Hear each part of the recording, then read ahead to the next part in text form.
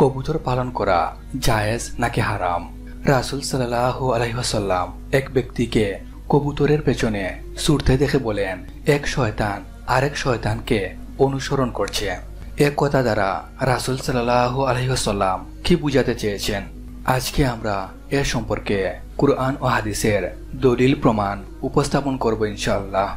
অনেকেই শখের বসে ঘরে কবুতর পালন করেন, কেউ আবার কবুতর উড়িয়ে প্রতিযোগিতা করেন, কেউ আবার ব্যবসা বা খাওয়ার উদ্দেশ্যে পালন করেন। কিন্তু ইসলাম এ ব্যাপারে কি বলে? মহান আল্লাহ পবিত্র কুরআনে বলেন, তিনি সেই সত্তা যিনি তোমাদের জন্য পৃথিবীতে যা কিছু আছে সবকিছু সৃষ্টি করেছেন। সূরা আল বাকারা আয়াত 29। উক্ত আয়াত থেকে বোঝা যায় পৃথিবীর যাবতীয় সৃষ্টি মানুষের উপকার ও কল্যাণের জন্য।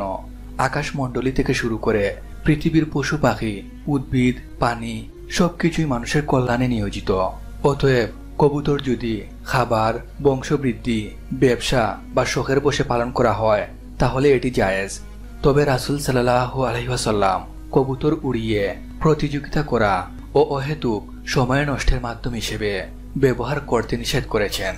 এ প্রসঙ্গে হাদিসে বর্ণিত হয়েছে, রাসূল সাল্লাল্লাহু আলাইহি ওয়াসাল্লাম এক ব্যক্তিকে কবুতরের পেছনে ছুটতে দেখে বলেন, এক শয়তান আরেক শয়তানকে অনুসরণ করছে। সুনান আবু দাউদ হাদিস 4940। সাহাবারা বলেন, এখানে উদ্দেশ্য সেই সব মানুষ যারা কবুতর উড়িয়ে সময় নষ্ট করে এবং অপ্রয়োজনীয় কাজে লিপ্ত থাকে। ইমাম নববী রাহমাহুল্লাহ বলেন, কবুতর যদি খাদ্য বা ব্যবসার জন্য পালন করা হয় তাহলে তা বৈধ, কিন্তু খেলা বা সময় নষ্টের উদ্দেশ্য হলে তা হারাম। শরহে সহিহ মুসলিম অধ্যায় 14 পৃষ্ঠা 90।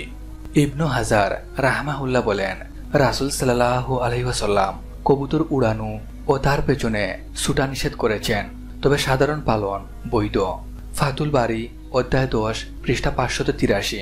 সুতরাং ইসলামিক নীতি অনুযায়ী কবুতর পালনের হুকুম যে সকল ক্ষেত্রে জায়েজ বা বৈধ, খাওয়ার উদ্দেশ্যে, ব্যবসার উদ্দেশ্যে, বংশবৃদ্ধি করার উদ্দেশ্যে, যদি শরীয়ত বিরোধী কোনো কিছু না থাকে।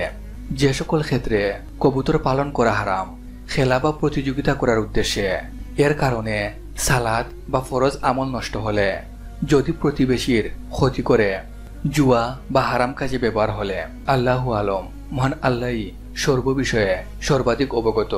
মহান আল্লাহ যেন আমাদেরকে হালাল ও হারামের সীমারেখা বুঝে চলার তৌফিক দান করেন। আমিন।